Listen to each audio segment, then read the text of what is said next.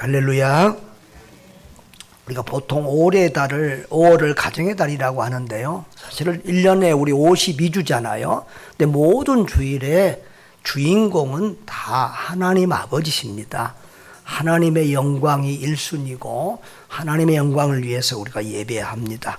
그러나 6월 달은 우리에게 부모를 주시는 하나님의 은혜를 또 생각하고 우리에게 자녀를 주신 하나님의 은혜를 생각하면서 또 좋은 자녀, 또 좋은 부모, 좋은 남편, 좋은 아내가 되기 위한 또 그런 훈련과 말씀도 듣게 됩니다.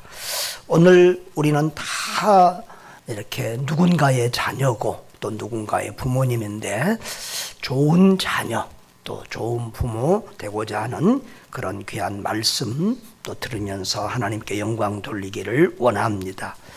여러분, 좋은 자녀가 될 수 있기를 바랍니다. 부모가 되지 못한 사람은 있어도 자녀가 아니었던 적은 없죠. 우리는 다 자녀로 태어나서 자라서 어른이 되어 갑니다. 그런데 우리 이렇게 세상에 보면 좀 기독교에 대한 오해가 있는데, 불교나 유교는 굉장히 효도 종교라고 인정을 하고 우리 기독교는 마치 서양에서 온 불교 종교처럼 생각을 합니다. 그런데 간단히 말하면 모든 종교는 우리 샤머니즘, 우리 무당 미신 종교 빼놓고는 다 서양에서 왔습니다. 불교는 인도에서 왔고 유교는 중국에서 왔습니다. 그리고 처음부터 그 종교들이 제사 드리고 뭐 미신 섬기고 사식구제하고 이런 종교들이 아닙니다. 그런데 한국에 와서 샤머니즘, 이 무당 문화의 영향을 받아서 어느 나라나 이 토속 종교가 굉장히 힘이 있습니다. 그래서 그렇게 변질이 된 것입니다. 이제 기독교도 가톨릭이 먼저 들어와서 굉장한 박해를 받았습니다. 그래서 제사 안 지낸 것 때문에 많은 가톨릭 교도들이, 신부들이 박해를 당하고 죽임을 당했습니다. 이제 우리 기독교가 들어왔을 때는 이렇게 일제 시대였습니다. 그래서 우리는 먼저 일제하고 싸우게 되는데, 일본이 이렇게 우상 숭배하게 했죠. 일본의 왕, 천황이라고 그러는데 일본의 왕에게 동방 예배를 하게 하고 또 전쟁터에서 죽은 그런 전사자들의 뼈와 혼을 모아서 신사에, 절에다가 이렇게 모시고 그 신사에 절에 가서 절을 하라고 우상 숭배를 가르쳐서 교회는 그것을 안 하고 반대하다가 많은 교회들이 폐쇄를 당하고 또 많은 목사님과 성도들이 또 감옥에 가고 순교도 하게 되었습니다. 그런데 이제 일제가 끝나면서 우리가 그 일본의 박해는 피하게 되었지만 우리 제사에 대한 문제는 우리 기독교 전도와 선교에 또 우리가 예수 믿는데 큰 박해가 되었습니다. 그래서 아예 가톨릭은 우리 한국에만 특별하게 적용을 해서 우리 한국 가톨릭은 제사를 다 허용을 했습니다. 그래서 가톨릭 교회는 뭐 제사, 술, 담배 다 이렇게 프리로 되어 있습니다. 그런데 기독교는 우리는 교회나 누가 어떤 목사가 어떤 교황이 총회가 결정한다고 결정할 수 있는 문제가 아니고 우리는 최고의 권위가 하나님의 말씀이기 때문에 하나님의 말씀에 우상 숭배나 제사를 못하게 하기 때문에 그걸 지키느라고 지금도 이렇게 전도하고 한 가정이 복음화 되는데 이렇게 어려움들이 있습니다. 여러분, 그래서 이제 우리가 불교나 유교에 비해서 또 세상의 윤리나 또 도덕이나 이런 쪽에서 우리 기독교를 마치 불효적인 거로 착각하고 오해하는 부분이 있는데 우리가 절대 그렇지 않다는 것을 우리가 알아야 되겠습니다. 물론 기독교는 부모 효도가 1순위는 아닙니다. 우리는 먼저 하나님 아버지를 섬기는 그런 종교입니다. 우리가 십계명에서도 제1계명이 뭐였죠? 아까 5월달마다 우리가 십계명을 하는데 1계명이 뭐예요? 하나님만 섬기라는 거예요. 그리고 2계명이 하나님을 섬기되 우상 만들어서 섬기지 말아라 이렇게 되어 있습니다. 그래서 1계명에서 4계명까지 하나님에 대한 계명입니다. 그래서 우리는 하나님 아버지를 잘 섬기고 하나님 안에서 부모에게도 효도해야 될 줄 믿습니다. 자, 그래서 기독교의 효도는 뭐에서 효도라고요? 주님 안에서의 효도입니다. 아멘. 자, 에베소서 6장 1절 다 같이 보겠습니다. 자녀들아, 주 안에서 너희 부모에게 순종하라. 이것이 옳으니라. 여러분, 자녀들은 부모에게 순종하라는 거예요. 그런데 어디 안에서? 주 안에서 순종하라.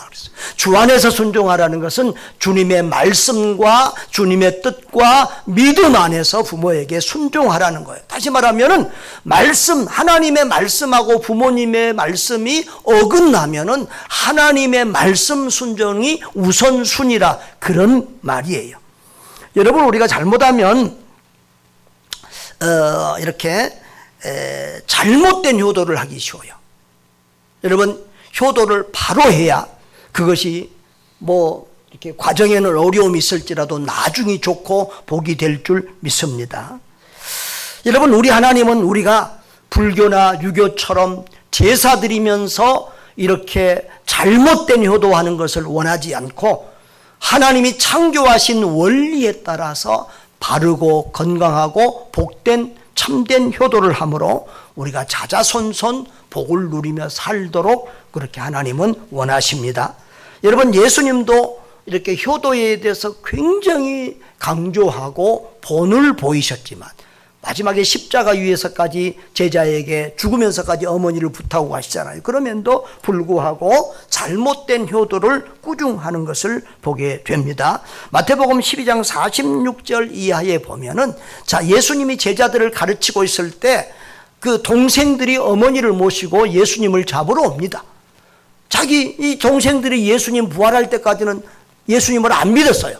그래서 왜 우리 형이 우리하고 같이 자랐는데 자기가 하나님의 아들이라고 그러고 그리스도 메시아라고 그러지?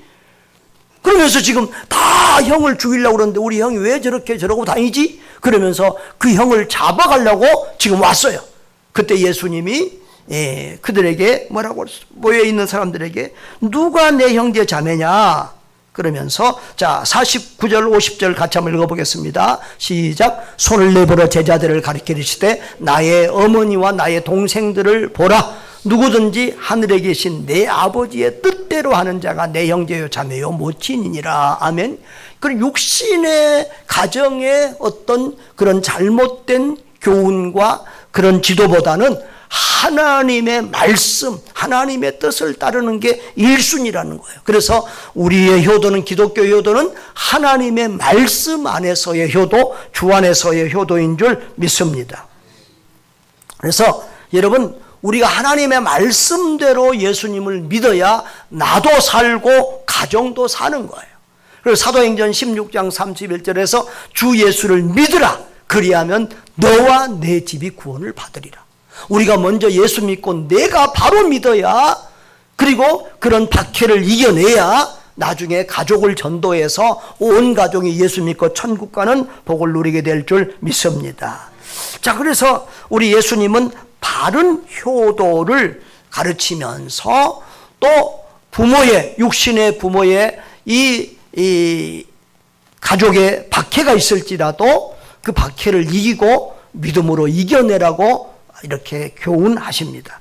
자, 우리가 이 말씀을 조금 잘 이해해야 되는데요. 자, 마태복음 10장 31절 이하에 보면, 자, 한번 빠른 속도로 한번 같이 읽겠습니다. 두려워하지 말라. 너희는 많은 잠새보다 귀하니라. 누구든지 사람 앞에서 나를 시인하면 나도 하늘에 계신 내 아버지 앞에서 그를 시인할 것이요. 누구든지 사람 앞에서 나를 부인하면 나도 하늘에 계신 내 아버지 앞에서 그를 부인하리라. 내가 세상에 화평을 주러 온 줄로 생각하지 말라. 화평이 아니요 검을 주러 왔노라. 내가 온 것은 사람이 그 아버지와 딸이 어머니와 며느리가 시어머니가 불화하게 하려 함이라. 사람의 원수가 자기 집안 식구니라. 아버지나 어머니를 나보다 더 사랑하는 자는 내게 합당하지 아니하고 아들이나 딸을 나보다 더 사랑하는 자도 내게 합당하지 아니하며 또 자기 십자가를 지고 나를 따르지 않은 자도 내게 합당하지 아니하니라 라고 해서요. 여러분, 이렇게 우리가 예수를 믿기 시작하면, 불신 가정에서 예수를 믿으면 굉장한 박해를 받게 됩니다. 지금도 이슬람권이나 이런 데서는 가족이 부모가 자식을 죽이고 오빠가 동생을 죽이는 이런 일들이 지금도 비일비재합니다. 이런 박해를 받아요. 그런데 우리 예수님은 그 박해를 피해서 지라고 말하지 않고, 때로는 불화하고 고통이 있을지라도 자기 십자가를 지고 나를 따르라. 그런 모든 박해와 고난을 이기고 끝까지 예수 믿음으로 승리하도록 그렇게 말씀하고 있습니다. 할렐루야. 우리 그리스도인의 효도는 하나님 안에서의 효도고 말씀 안에서 믿음 안에서 믿음을 지키면서 효도하는 것이 바른 효도인 줄 믿습니다. 그래서 우리가 먼저 구원받고 반드시 아버지 어머니 가족을 전도해서 아버지 어머니도 천국 가시게 하셔야 돼요. 어떤 사람들은 전도하면 꼭 그런 말을 하는 사람들이에요. 효자라고 하는 사람들이 그래요. 우리 아버지 어머니가 내가 예수 믿는 거 싫어하니까 아버지 어머니 돌아가시면 교회 다니겠다고 그래요. 그런데 그런 사람들이 나중에 와서는 얼마나 울겠어요? 자기는 예수 믿고 천국 갔는데 아버지 어머니는 어디 갔어? 지옥 갔어. 그러니까 여러분 반드시 아버님 어머님 돌아가시기 전에 꼭 예수 믿게 하셔서 예수님 믿고 천국 가도록 돕는 것이 그것이 효도 중에 최고의 효도라는 사실을 기억하시기를 바랍니다. 그리고 믿는 부모가 있는 사람들은 예수님 잘 믿는 게 최고의 효도예요. 여러분 부모 공경은요 하나님의 계명이요 축복이 약속된 명령입니다. 에베소서 6장 2절로 3절 다 같이 시작. 내 아버지와 어머니를 공경하라. 이것은 약속이 있는 첫 계명이니 이로써 내가 잘되고 땅에서 장수하리라 그랬어요. 여기 보면 약속이 있는 첫 계명이라고 했어요. 이 말은 무슨 말이냐 하면은 구약에 우리가 말했지만 10계명이 있잖아요. 그러니까 구약의 명령이 굉장히 많아요. 613가지의 명령이 있어요. 그런데 뭘 하지 말라는 명령은 365개가 있어요. 1년은 365일. 그러니까 우리가 죄성이 많아가지고 우리는 하나님이 하라고 하는 말보다 하지 말라고 하는 말이 더 많아요. 365회나 하지 말아라 이런 말씀을 하시고 214회를 해라 그래요. 그런데 뭐 탈무드에 이제 그렇게 기록이 되어 있는데 이 614기가 모르겠어요. 나는 의학을 잘 몰라서 우리 사람의 뼈의 숫자래요. 하여튼 214번은 뭐 하라는 그런 명령이에요. 그런데 자, 이 모든 것을 요약하면 10계명인데 10가지 계명인데 1에서 4까지는 뭐예요? 하나님을 잘 섬기라는 잘 믿으라는 계명이고 5계명에서 10계명까지 6개는 사람과의 관계 속의 계명인데 그 첫 번째 계명이 뭐예요? 내 부모를 공경하라는 효도의 명령이에요. 그런데 다른 모든 계명에 다 축복이 약속되어 있잖아요. 그런데 부모에게 효도하면 장수한다고. 그렇게 축복의 약속까지 해놓고 있는 첫 번째 계명이라는 무슨 말인지 이해가 되시죠? 예. 그래서 여러분 우리는 바른 효도를 해야 되는 예수님은요 바른 효도를 가르쳐 주셨어요. 그래서 마태복음 15장 3절 이하에 보면 예수님이 이렇게 말씀하셨어요. 너희는 어찌하여 너희의 전통으로 하나님의 계명을 범하였느냐. 그 바리새인들과 유대인들이 부모 효도를 잘못하는 거예요. 효도하기 싫으니까 어떤 법을 전통을 자기들이 만들어냈냐 그러면 하나님 말씀 안에 없는 자기들의 전통을 만들어냈어요. 그게 뭐냐 그러면 이제 옛날에 고르반이라고. 이건 뭐냐 그러면은 내가 부모님께 시간을 드리고 내가 부모님께 물질을 드리고 이렇게 효도해야 되는데 내가 하나님께 이미 하나님께 시간 드리고 하나님께 물질 드리라고 부모님께 효도를 못했습니다. 고르반 했습니다. 그러면 용서가 된다는 거예요. 괜찮다는 거예요. 근데 성경에 그런 게 있어요? 없어요? 없어요. 그래서 예수님이 지금 심하게 책망하는 거예요. 너희의 전통으로 하나님의 말씀을 피하는다. 그 다음에 빨리 읽어보겠습니다. 하나님이 이르셨을 때 내 부모를 공경하라 하시고 또 아버지나 어머니를 비방하는 자는 반드시 죽임을 당하리라 하셨거늘 자기의 아버지나 어머니를 저주하는 자는 반드시 죽을지라. 자, 15장 4절에 보면은 아버지나 어머니를 비방하는 자는 죽임을 당하리라고 예수님이 말씀하셨는데 그것은 구약 출애굽기 21장 17절의 말씀을 인용한 거예요. 자, 출애굽기 21장 17절 시작. 자기 아버지나 어머니를 저주하는 자는 반드시 죽일지니라. 여러분 유교나 불교나 다른 윤리와 도덕에서 불효한다고 죽이라고까지 이렇게 강하게 명령하는 데는 없어요. 이렇게 구약 성경의 율법이 이렇게 효도에 대해서 강하게 명령하고 있다는 것을 기억하시기를 바랍니다. 그러니까 기독교는 불효의 종교가 아니라 효 중에 효를 가르치는 종교다. 바른 효도를 가르칠 뿐이다. 이것을 꼭 기억하시기를 바랍니다. 자, 또 우리 기독교 효도의 특징은 뭐냐 그러면 살아계실 때의 효도입니다. 한번 따라합시다. 기독교의 효도는 살아계실 때의 효도다. 살아계실 때의 효도예요. 돌아가시고 나면 아무 필요 없습니다. 여러분, 유교나 불교의 효도는 뭐예요? 돌아가시고 나면 효자예요. 돌아가시고 나면 가만히 생각해 보니까 불효했거든. 그래서 제사상 차려놓고 울고불고 절하고 하는 거예요. 그런데 제사상 아무리 잘 차려놔도 울고불고 해도 부모가 와서 그거 먹거나 보지 못해요. 한 번 죽으면 천국 아니면 지옥 끝. 그러니까 살아계실 때밖에 효도할 기회가 없어요. 그래서 유교나 불교나 다른 종교인들은 제사상 차리는 효도인데 우리는 뭐예요? 생일상 차리는 효도를 해야 돼요. 우리는 반드시 생신이나 어버이날 이런 거 해서 우리는 살아계실 때 효도. 따라합시다. 살아계실 때 효도합시다. 옆에 분들한테도 살아계실 때 효도합시다. 여러분, 고린도서에도요 제사는 우상숭배라고 딱 돼 있어요. 응? 제사는 귀신에게 하는 것이요 하나님께 하는 것이 아니다 그랬어요. 여러분, 이 제사들이 뭔 조상이 오는 게 아니라 귀신이 오는 거예요. 귀신 불러드리는 거예요. 그러니까 제사 많이 드리는 집은요 귀신이 들끓어요. 그러니까 오히려 제사 지내서 복 받는 게 아니라 망하는 거예요. 또 여러분 알고 보면요 효도는요 자신을 위해서 하는 거거든요. 그러니까 불신자들이 제사 드리는 것 부모님 위해서 하는 게 아니야. 자기가 불효하고 마음이 괴로우니까 제사장 차려놓고 자기가 효자인 것처럼 늦게라도 효도하는 것처럼 자기가 위로받는 거예요. 그럼 차려놨다고 자기들이 다 먹잖아요. 부모님 와서 잡숴요? 한 숟가락 더 자기들이 다 먹어. 좋은 거 차려놔봤자 아무 소용없어. 자기가 다 먹어. 자기 먹으려고 좋은 거 차려놓는 거예요. 근데 여러분, 효도는 알고 보면 나를 위해서 하는 거더라고요. 여러분, 효도를 가르쳐야 돼요? 안 가르쳐야 돼요? 가르쳐야 돼요? 안 가르쳐야 돼요? 우리 어머니는 효도를 안 가르치시더라고. 늘 자식들한테 미안하다고 생각하고, 못난 부모라서 미안하다고 그러고, 효도도 안 가르쳤어. 근데 우리 이제 어머니도 권사이고 장로님도 권사님이죠. 장모님은요, 효도를 가르치시더라고. 딸아, 너는 막내야, 너는 딸이 없어서 걱정이다. 아들밖에 없어 걱정이다. 이런 말씀도 하시고. 또 장모님이 아파서 병원에 입원했는데 우리 집사람은 아프다고 안 가고 내가 갔어요. 근데 병원 갔더니 덩어리 긁어달래요. 그런데 사이가 장모님 덩어리 긁어주고 좀 쉽지 않더라고. 또 내가 결혼하려고 할 때요 전도사라고 신학생이라고 그러니까 반대했었거든요.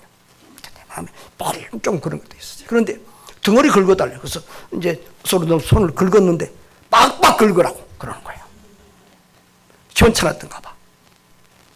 그래서 장모님이 자꾸 하는 말이 죽고 나면 후회한다는 거예요. 그러니까 효도하지 못하면 죽고 나면 너 힘들어. 죽고 나면 마음이 힘들어. 마음이 아파. 그러면서 효도를 가르치더라고. 지혜로운 거예요. 여러분, 효도하고 자녀들에게 지나치지 않고 지혜롭게 효도를 가르치시기 바랍니다. 그런데 이제 절대 제 아내의 흉을 보는 건 아닙니다. 그런데 반대로 됐어요. 우리 아내는 절대 효도를 안 가르쳐요. 절대 자기 생신을, 이순신 장군이 뭐라고 나의 죽음을 알리지 마라 그랬잖아요. 우리 집사람은 나의 생일을 알리지 마라. 누가 알고 뭐 해주는 것도 귀찮아. 그래서 우리 교회 밴드도 생일자 안 올리잖아요, 저분은. 근데 내가 아들들한테 야 다음 주 너가 엄마 생일인 거 알지? 그러고 날짜 보내줍니다. 그래서 저분은 음력으로 생일지라는데 내가 억지로 고쳐서 양력을 해놨지, 기억하기 주려고.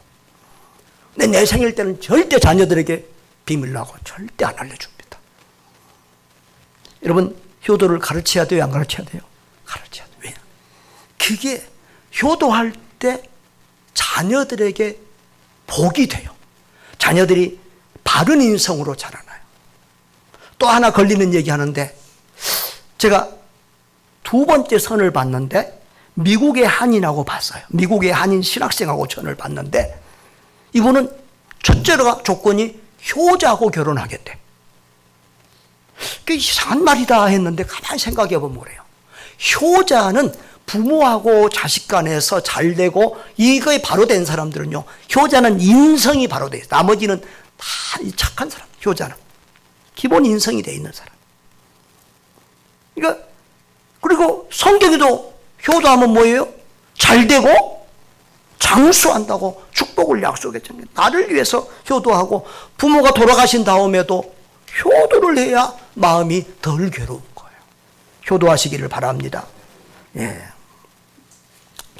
그런데 참 우리가 공부를요, 이상한 공부만 해요. 대학원 다닐 때 영어, 산수, 물리, 화학 이런 거 열심히 배웠어요. 써먹어요. 미분, 적분 써먹어요. 하나도 안 써먹어요. 제일 많이 써먹어요. 곱하기 나누기, 거기 더하기 빼기 곱하기 나누기. 그렇죠. 영어 그렇게 많이 배웠는데, 머리 터지게 공부했는데 영어 써먹고 계시나요? 근데 제일 정말로 실제적으로 우리에게 필요한 공부는 가정에 대한 공부고 인간관계에 대한 공부예요. 여러분, 목사의 서재에 책이 많잖아요. 그런데 신학교 때 공부하던 책이 다르고 목회하면서 보는 책이 달라요. 그래서 지금도 계속 책을 사는 거예요. 5월달 되면서 제가 한 30권 정도의 책을 산 것 같아요. 그러니까 서점에 가서 사놓으면 딱 보고 그것만 사오는데 인터넷으로 사니까 10개 사면 한 두세 권이 쓸만하고 나머지는 또 그래요. 근데 책을 사는데, 여러분, 좋은 자녀가 되려면 아버지 어머니에 대해서 공부해야 돼요. 노인 세대 말이 안 통하죠. 우리 청년들 아버지 어머니 말이 좀 안 통하지. 할아버지 할머니는 더 안 통하지. 여러분들이 뭐라고 말해요? 꼰대라고 놀리지, 라떼라고 놀리지. 여러분, 그 꼰대를 이해해야 돼. 공부해야 돼. 할아버지 할머니 어르신들에 대해서 공부해야 돼. 이번에 보니까 여러 가지 책을 샀는데 이 책이 재밌었어요. 넌 늙어봤냐? 난 젊어봤다. 그리고 나이 든 부모와는 왜 사사건건 부딪힐까? 노인에 대한 공부, 어르신들에 대한 공부예요. 어른 세대, 젊은 세대가 이해할 수 없는 어른 세대. 어른을 대해 이해해야 어른을 효도할 수 있어요. 그리고 또 이렇게 상담학 공부를 해보면요, 부모에 대한 상처를 안고 사는 사람들이 참 많아요. 이거 치료해야 돼요. 그래서 부모 치료에 대한 책도 이렇게 있고 그러는데요. 여러분 공부하시기를 바라요. 또 책 소개해달라면 할게요. 자, 그 다음에 여러분 하여튼 부모님께 효도하시고, 언제 효도하라고요? 살아계실 때 찾아뵙고 효도하고 하세요. 주일 지키고 예배하고 바빠서요. 요즘처럼 휴일 많을 때 어디 있어? 좀 찾아가시고, 또 동영상으로 얼굴 보여주시고, 전화하시고, 헌금도 별로 안 한 사람들이 꼭 헌금 때문에 효도 못 한다 그런 말이에요. 헌금하는 사람들은 그런 말 안 해. 반드시 부모님에게 물질, 어른들은요, 돈을 좋아하세요. 돈을 좋아해요. 아셨죠? 물질로도 효도하시고, 이렇게 하시기를 바랍니다. 살아계실 때 효도하세요. 예. 그 다음에 좋은 부모가 됩시다. 마지막 6장 4절에 보면 한 절에 이렇게 부모 노릇을 바로 하도록 한마디의 말씀을 하고 있어요. 다 같이 시작. 또 아비들아, 너희 자녀를 노엽게 하지 말고 오직 주의 교훈과 훈계로 양육하라고 했어요. 여러분, 세상의 모든 인간관계는요, 쌍방관계예요. 그러니까 한쪽만 잘하고 한쪽만 계속해서 희생하고 한쪽만 계속해서 참고 하다 보면요, 나중에 그 관계가 틀어져요. 그러니까 부모가 넌 자식이니까 효도해야 돼, 이놈의 새끼, 어디 이런 불온 자식, 그러면서 이렇게 야단만 치면 억지로 그 자녀가 처음에는 효도할지만 나중에는 반드시 관계가 틀어지고 자녀의 인생도 망치고 부모 간의 자식 간의 관계가 망쳐져요. 틀어져요. 그래서 부모도 우리가 부모에게도 잘해야 되지만 자식 앞에서도 좋은 부모가 되어야 될 줄 믿습니다. 여러분, 이 모든 것에 그래서 우리가 이 지난 주일 오후에 제가 구체적인 좀 몇 가지 좋은 부모가 되는 법 말씀했는데요. 그것도 참고하시되 오늘은 원리를 말씀할게요. 원리. 우리 이 성도들이 어린 자녀들이 있는 엄마 아빠들이 너무 애들 키우는 걸 힘들어하세요. 옛날에는 열도 막 키워냈는데 요즘 한둘 키우면서 너무 힘들어하세요. 그래서 구체적인 거 어떻게 동영상을 안 보게 할 수 있습니까? 뭐 게임을 안 하게 이런 거 자꾸 제가 관심 가지는데 그건 2차 3차 문제고요. 기본 원리를 분명히 하래요. 여러분 집 지을 때 벽돌부터 쌓습니까? 기둥부터 쌓습니까? 기둥부터 세워야 돼요. 자녀 교육의 기둥부터 기본부터 철저히 세워야 돼요. 자녀 교육의 목적과 철학이 분명해야 돼요. 여러분 목회 철학이 분명하지 않은 교회는요 밤낮 이거 됐다 저게 됐다 그래요. 목회 철학이 분명하면 한 길로 가는 거예요. 여러분 목회 철학에 따라서 우리 교회가 달라지잖아요. 제가 선교 중심의 목회 철학을 20년 넘게 해오니까 우리 교회가 선교 중심의 교회가 됐잖아요. 자녀 교육도 마찬가지. 이 자녀를 어떤 목적을 가지고 어떤 철학을 가지고 가르쳐야 되는 이걸 먼저 세워야 돼요. 그러면 구체적인 것은 그 다음에 따르는 거예요. 그러면 첫 번째로는 뭐냐 그러면 이 자녀는 내 자녀가 아니라 하나님이 보내주신 하나님이 내게 주신 자녀이기 때문에 하나님의 자녀로서 바로 길러야 된다고 하는 이 부모가 받은 사명을 자각해야 될 줄 믿습니다. 여러분 하나님이 왜 우리에게 그 자녀를 주신 줄 아세요? 여러분의 가정에 왜 자녀를 주신 줄 아세요? 자, 하나님이 아브라함에게 자녀 주신 이유를 이렇게 말씀해요. 창세기에 자 18장 19절 다 같이 시작. 내가 그로 그 자식과 권속에게 명하 여호와의 도를 지켜 공의와 정의를 행하게 하려고 그를 택하였나니 이는 여호와가 아브라함에게 대하여 말한 일을 이루게 하려 함이라. 자, 여러분 아브라함을 택한 이유를 말씀하는데 좀 어려워요. 그래서 쉬운 번역으로 제가 세 번역으로 해봤어요. 자, 시작.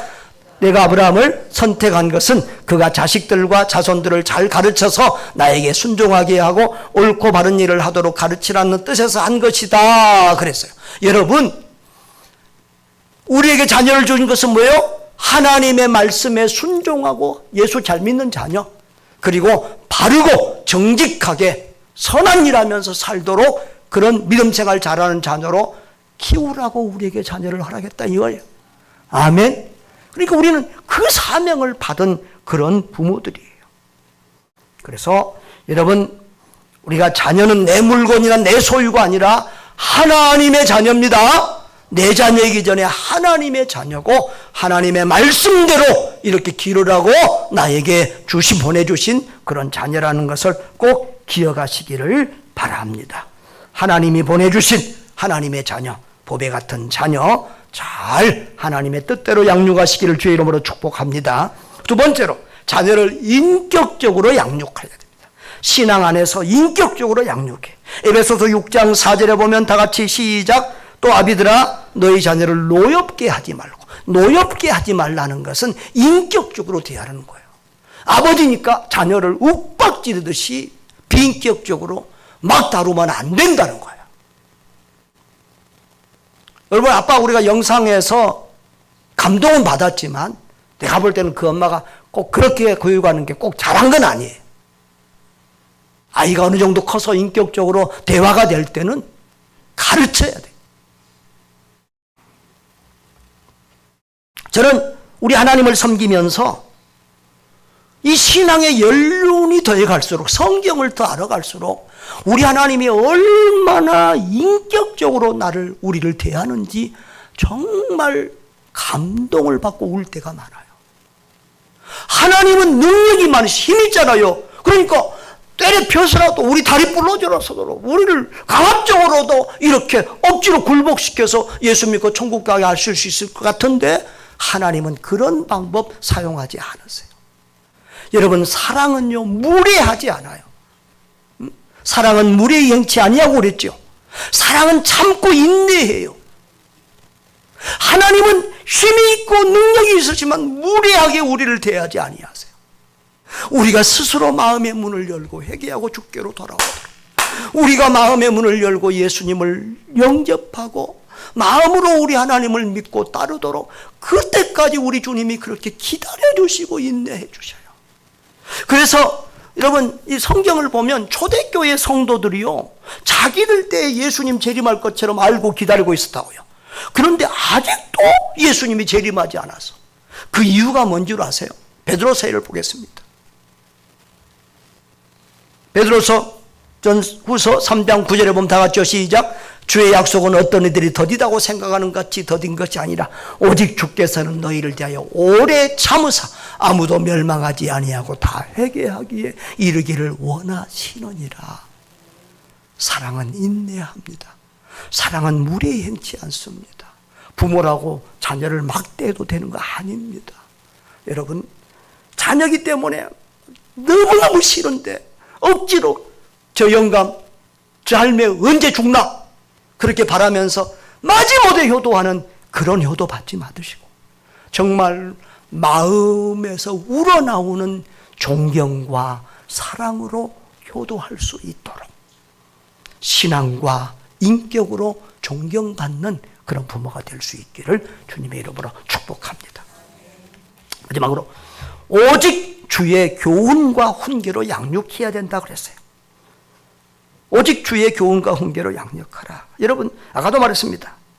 여러분, 목사의 목회 철학에 따라서 교회가 방향이 바뀌잖아요. 가정도 가정교육의 철학이 있고 목적이 있어야 돼요. 여러분, 하나님이 우리에게 자녀를 맡겨주신 것은 세상에서 성공하라고 우리에게 자녀 맡겨준 거 아니에요. 공부 잘 시켜서 서울대 보내라고 우리한테 맡겨주는 거 아니에요. 예수님 잘 가르쳐서 예수님과 같은 인생 철학과 가치관과 목적을 가지고 예수님처럼 사는 하나님의 자녀, 예수 그리스도의 제자를 만들라고 우리에게 보내주신 줄 믿습니다. 그 목적을 흔들리면 안 돼요. 그래서 그렇게 하기 위해서는 우리가 말씀과 기도로, 사랑과 인내로 우리의 자녀들을 양육해야 될 줄 믿습니다. 그래서 유대인들은요, 이 하브루타라고 하는 그러니까 우리는 좀 유교적인 이런 그 사회의 국가의 분위기 속에서 자녀들을 명령식으로 잘 가르쳐요. 근데 유대교는 유대인들은 절대 자녀를 명령식으로 그렇게 하지 않습니다. 하브루타 교육이라고 해서 부모와 자녀 간에 서로 어떻게 보면 논쟁하는 거예요. 부모가 묻고 자녀가 대답하고, 그러면 아빠가 틀렸어요, 엄마가 틀렸어요, 그러면 자녀가 서로 설득하고 맞고 성경 가지고 말씀 가지고 서로 토론하는 거예요. 이런 하브루타 교육. 그래서 인격적인 교육, 또 이렇게 창의적인 질문을 하면서 이렇게 그냥 외우는 공부로 해서는 배울 수 없는 그런 많은 것들을 생각하는 창의성을 길러주는 거예요. 그래서 유대인들이 인구가 그렇게 작은데도 대부분의 노벨상을 유대인들이 받고 세계를 움직이는 거예요. 어떤 교육을 시키느냐 하죠.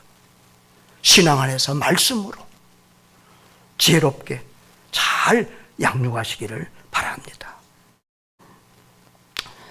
여러분, 세계에서 우리나라가 노인들이 제일 행복하지 않는 거 아시죠? 노인 자살률이 많은 나라예요. 또 세계에서 우리나라가 OECD 국가에서 제일 청소년 자살률이 높아요. 청소년들이 행복하지 않아요. 왜 행복하지 않을까요? 청소년들이 왜 행복하지 않을까? 애들이 부모들 때문에 행복하지 않아요. 우리나라처럼 애들을 학원으로 뺑뺑이 돌리는, 우리나라처럼 애들에게 이 공부하라고 쇠뇌시키고 야단치고 때리고 하는 나라가 없어요. 여러분, 애들을 행복하게 해주세요. 학원 뺑뺑이 좀 돌리지 마세요. 그런 돈 있으면 저 갖다 주세요. 선교하는데 사용하게. 죄송해서 내 말해서 죄송한데요, 우리 두 아이들 학원 하나도 안 보냈습니다. 딱 하나 보냈어요. 은총이가 지 스스로 고등학교 때 일본어 좀 공부하고 싶다고 일본어 학원 보내달라고 그래서 그것 몇 달 아마 지가 서너 달, 몇 달 다녔을 거예요. 그것 외에는 없어요. 원석이는 한 번도 학원 안 보냈어요. 여러분, 학원에서는 창의적인 교육이, 신앙 교육이, 인격 교육이 이루어지지 않아요. 학원 하신 분들 죄송해요. 그러나 기독교인들은 학원을 해도 신앙과 인격의 바탕에서 하니까 그것은 좋을 거예요. 사랑하는 여러분,